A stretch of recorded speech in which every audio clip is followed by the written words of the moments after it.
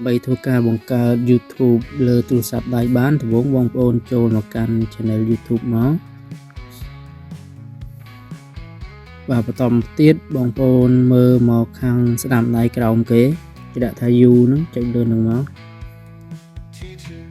បន្តមកបងប្អូនមើលទៅលើដែលគេដាក់ថា create a channel ចុចលើនឹងមកចូលមកដល់ចំណុចនេះបងប្អូនមើលមកក្រោមគេដាក់ថា create your channel ចុចពាក្យនឹងមក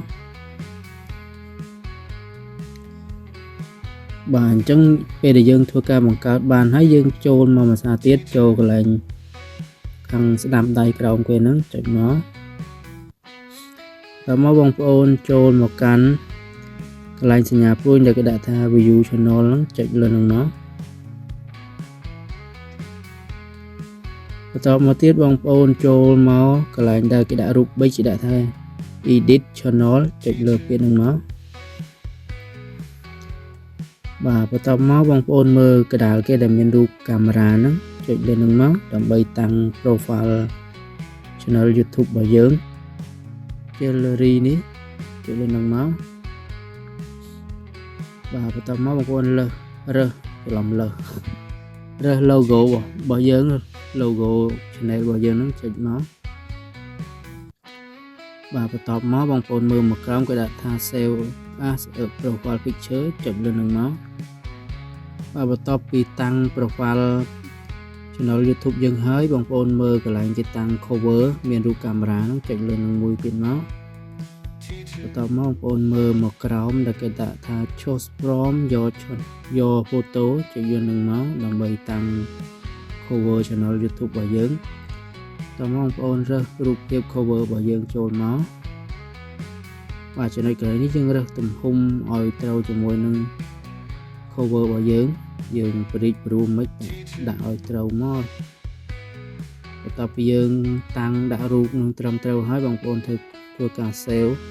មើលទៅលើគេដាក់ថា save ចុច save មក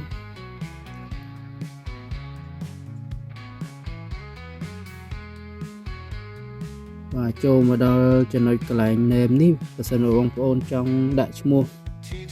នឹងបងប្អូនបាយកែទេតែបើបងប្អូនចង់ដាក់ឈ្មោះផ្សេងបងប្អូនចូលកន្លែង big មកដើម្បីធ្វើការកែឈ្មោះ channel អញ្ចឹងខ្ញុំមកដាក់ឈ្មោះនេះទេអញ្ចឹងខ្ញុំដាក់ឈ្មោះ channel ផ្សេងខ្ញុំមានឈ្មោះ channel YouTube របស់ខ្ញុំហ្នឹងខ្ញុំដាក់ថ្មីចូលមកបន្ទាប់មកយើងធ្វើការ save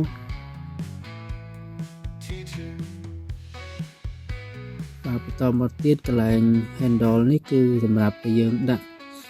ឲ្យគេងាយស្រួលក្នុងការ search រក username របស់យើងណាអញ្ចឹងខ្ញុំដាក់ឲ្យដូចនឹង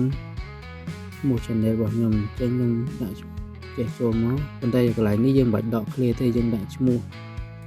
ឲ្យជាប់គ្នាមកណា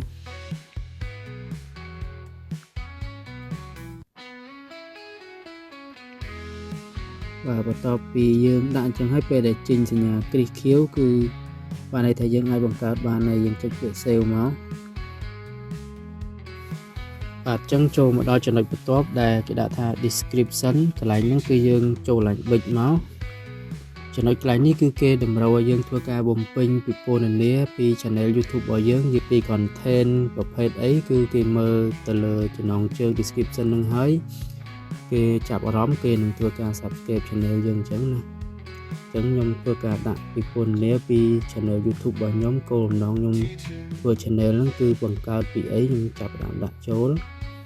អញ្ចឹងបន្ទាប់ពីខ្ញុំដាក់ description របស់ខ្ញុំហើយខ្ញុំធ្វើការ save